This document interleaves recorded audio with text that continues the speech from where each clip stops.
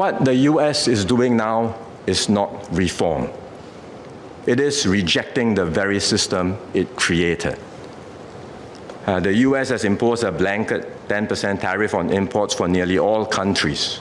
On top of that, it has layered on higher tariffs, up to 50% for selected countries, especially those that run a trade surplus with the US. According to the administration, the sweeping tariffs are needed to fix America's trade imbalances. But there is nothing inherently wrong about running a trade deficit. It simply means that American consumers are buying more from the world than the world is buying from America. Moreover, the focus has been solely on the goods trade.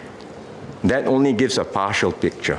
In fact, the US runs a surplus with many of its trading partners in services, exporting software services, education, entertainment, financial and business services. But this fact has been completely ignored. In Singapore's case, we have an FTA with America. We impose zero tariffs on US imports, and we actually run a trade deficit with the US, meaning we buy more from them than they do from us.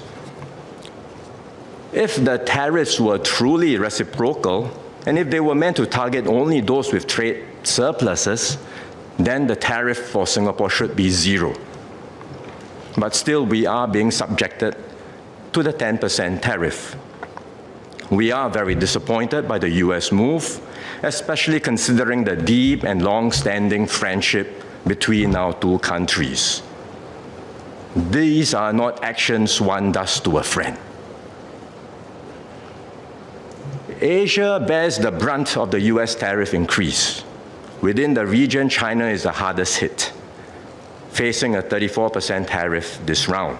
And this is on top of the 20% tariff increase imposed over the last 2 months and the 20% from the first Trump administration.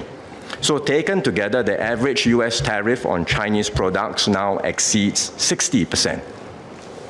In Southeast Asia, the tariff rates range from 10% to 49%. These measures will accelerate the fracturing of the global economy.